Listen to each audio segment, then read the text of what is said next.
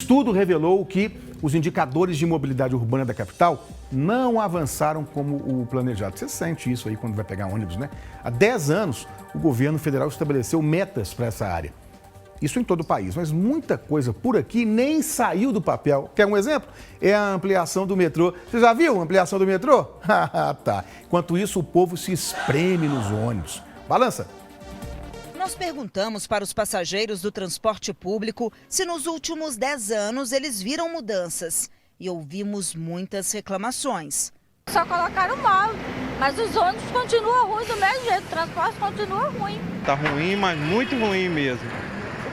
Ônibus muito lotado, ônibus ruim.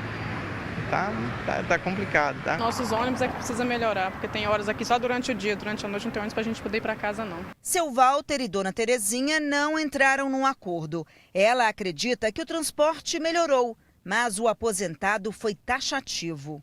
Lá de casa aqui tem que tomar 3 ônibus. É? Antigamente era um só, ué. Ah, então com essa questão do móvel, você achou que ficou pior? Pior, ué. Você espera 20 minutos em um, 20 em outro, então você fica o dia todo pra qualquer coisinha vai resolver. Pra senhora foi melhor? Eu acho. Eu acho que melhorou sim. A opinião de quem circula por Belo Horizonte a pé, de metrô ou de ônibus, confirma o resultado de um estudo do Mobilize Brasil.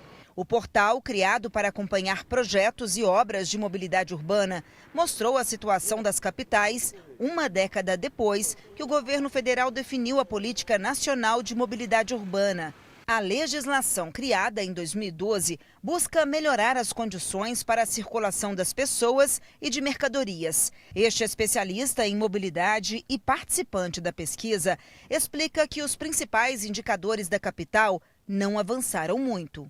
Tanto em termos da prioridade ao transporte coletivo, como em termos da prioridade aos modos ativos, né, que é andar a pé e de bicicleta.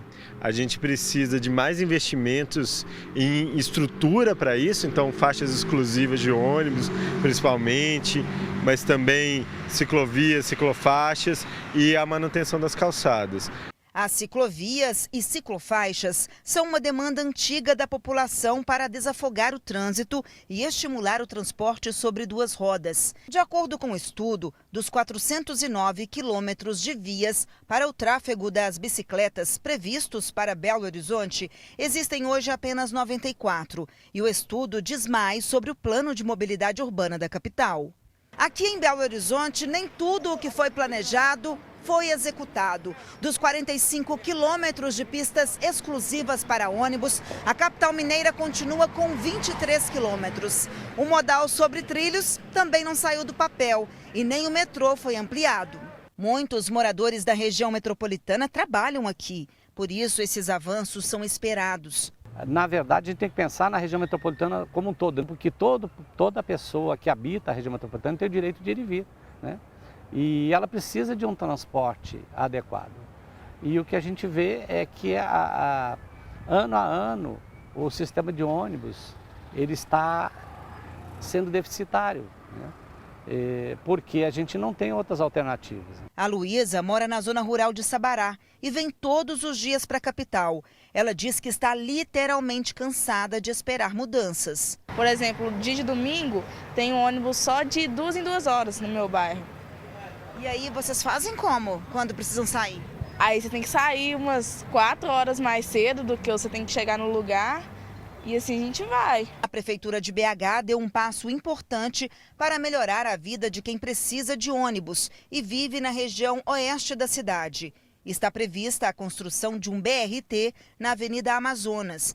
Ainda não há uma data prevista para a entrega da obra, mas cerca de 250 milhões de reais serão investidos na construção da pista exclusiva de ônibus, canteiro central, estações de transferência, reforma das calçadas e paisagismo. Mas isso não é o bastante. Por onde se olha, ainda há muito que ser feito. E para os especialistas, é preciso pensar em ações a curto, médio e longo prazo. Nós precisamos urgentemente de um sistema sob trilhos, né? Que não seja só o metrô subterrâneo, que a gente sabe que leva bastante tempo, mas tem os VLTs que pode ajudar muito. Você melhorar os pontos de ônibus, isso não é uma obra que demora anos, isso é uma questão de gestão. É você prever orçamento para a manutenção do sistema de transporte coletivo. Você ativar o Conselho de Mobilidade Urbana, que está desativado desde 2014. Não são só obras que resolvem a mobilidade, né? Existem instrumentos de gestão que resolvem, né, que devem atuar no curto e no médio prazo.